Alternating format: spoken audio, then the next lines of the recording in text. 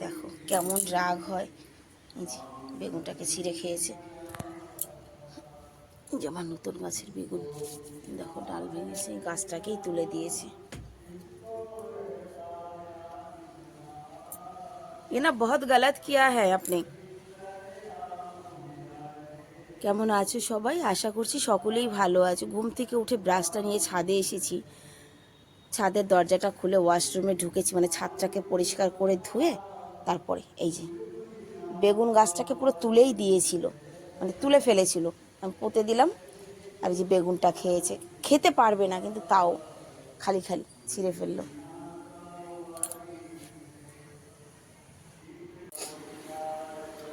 নিচে এসে চা বসিয়েছি, তবে আজকে ঘরে দুধ নেই, আমুল দুধ দিয়ে চা বানানো হবে। আর এইদিকে আমি রাতে সব কিছু রেডি করে রেখেছিলাম, এটা জালও দিয়ে রেখেছিলাম। সকালে দেখলাম যে একটু হালকা হয়ে গেছে, আর একটু জাল লাগবে। মানে আওলা ক্যান্ডি এর আগে যা বানিয়েছি খতম হয়ে গেছে, আমার ছেলেরা ভালো খেয়েছে, আছে অল্প একটু। এখানে আবার 1.25 কিলো আমলা মানে আমলকি, এটা ক্যান্ডি বানানোর জন্য জাল দিয়েছি। কিন্তু ওই যে বাইরের ওয়েদার তো দেখলেই, ভীষণ হাওয়া দিচ্ছে, মেঘ, কী করব জানি না।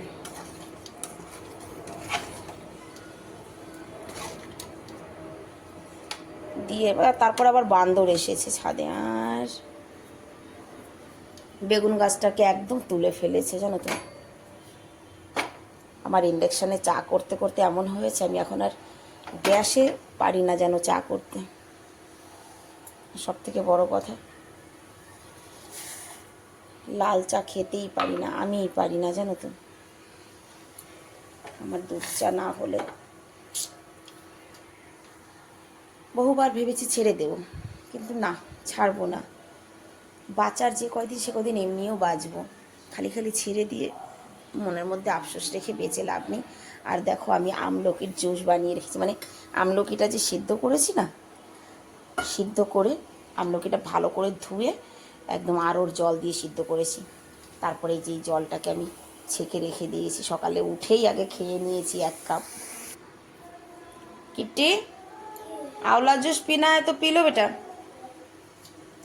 চলো চা খেয়ে তারপর ওর বাপিকে আজকে বললাম যে আজ আর ব্রেকফাস্ট কিছু বানাবো না, তুমি বাইরে ব্রেকফাস্ট করে নিও, আমি পরে ছেলেদের ব্যবস্থা করব। কারণ কি আজ তো গুড ফ্রাইডে, ওদের জন্য আমি পরে একটু আলুর পরোটা করে দেবো, আলু সিদ্ধ দিয়ে রেখে যাব।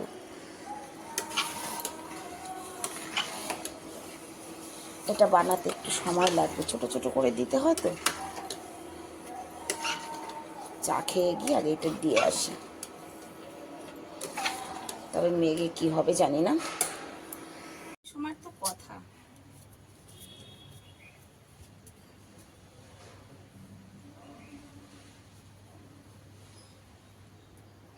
তাই 8:30 বেজে গেছে, কিন্তু দিয়ে ফেলেছি কেন, যা হবে দেখা যাবে। বাপি চলে গেছে? বাপি চলে গেছে, যাক আজকে আর ব্রেকফাস্ট বানাইনি কিছু। তো বাপিকে বললাম বাইরে ব্রেকফাস্ট করে নিও। 9টা বেজে গেছে, রাইট 9টা বাজে। দেখো কতগুলো হয়েছে, অনেকগুলো হয়েছে কিন্তু এবার, তবে একটু বড় বড় করে দিয়েছি। এর আগের বারেরগুলো একটু বেশি ছোট হয়ে গেছিল, ওই জন্য এবার একটু বড় বড় করে দিয়েছি। দেখা যাক, মানে সূর্য তো মাঝে মাঝে উঁকি দিচ্ছে, যা হবে দেখা যাবে। অনেক হয়েছে, বড় বড় দিয়েছি বলে, ছোট দিলে আরও বেশি হতো। ঠিক আছে, এই বছরের মতো আর দেবো না এবছর। চলো 9টা বেজে গেছে বাবা, 9টার বেশি বাজে। যাই এবার গিয়ে স্নান দেনান করি, ঘরের অন্যান্য কাজ করি। 12টা বাজে, সমস্ত কাজ সেরে এলাম রান্না করতে। আজকে রান্নার তেমন কিছু জোগাড় নেই। ছেলেদের জিজ্ঞাসা করলাম যে কি খাবে, বললাম সয়াবিন এনে দাও। ছোটো ছেলে বলল না মা, এখানে আছে পাকা মানে মিষ্টি কুমড়ো, পটল, বিনস আছে, এখানে কাঁচা কুমড়ো আছে, মাছ আছে 2 পিস। এবার কি দিয়ে কি রান্না করব সেটাই ভাবছি। ছেলেদের জন্য কি করব, আর আমাদের জন্যই বা কী করবো। আমাদের জন্য তো মিষ্টি কুমড়ো সিদ্ধ দিলেও হয়ে যাবে, কিন্তু ছেলেদের জন্য কি করব সেটা এখনও ডিসাইড হয়নি। তো চলো রান্নাটা শুরু করি। 2:30 বাজে, খেয়ে দিয়ে ছাদে এলাম। দেখো মানে মেঘ রোদ মিলিয়েই হচ্ছে, কখনো কখনো হচ্ছে ভালোই রোদ, তবে এগুলো শুকায়নি,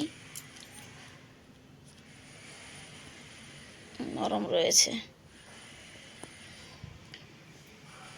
দেখা যাক, কেবল তো 2:30 বাজে, তবে রোদ বোধ হয় আর হবে না, পুরো আকাশে মেঘ মেঘ। জামা কাপড় মেশিনে দিয়ে ছোট ছেলেকে বসিয়ে রেখে গেছিলাম, মেলে দিয়ে যাই। হালকা হালকা উঠছে রোদ, মানে কোনো গাছে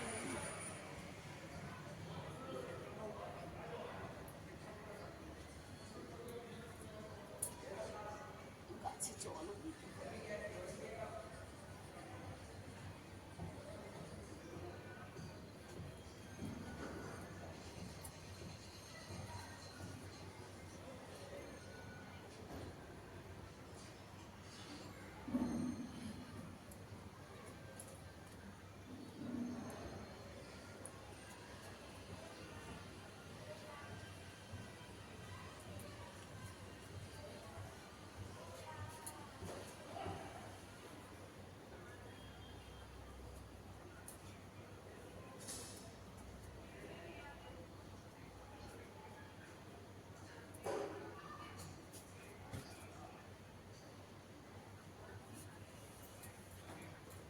বাবা পড়িস না রে, ধোয়া জামা কাপড়।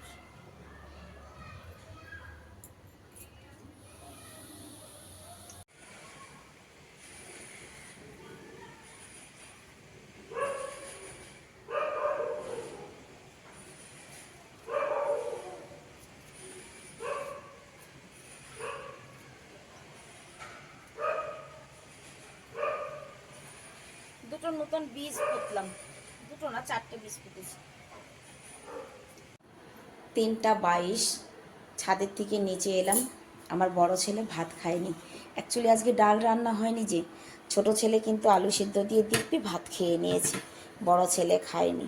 এই যে এখন আবার তাকে ভাতটা ফ্রাই করে দিতে হবে, কথার মানে যা যা রান্না হয়েছে ওর তাতে হবে না। ডিম নিয়ে এসেছে, ম্যাগি মশলা এনে দিয়েছে মা, আমাকে এখন রাইস ফ্রাই করে দাও।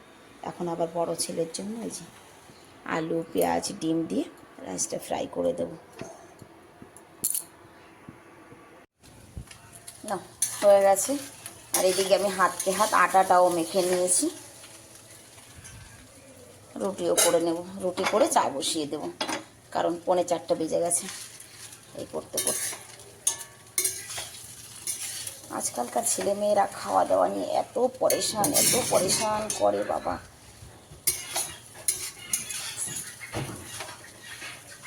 না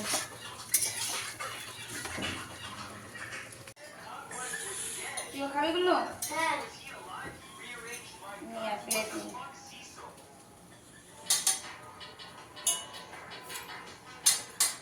না এনে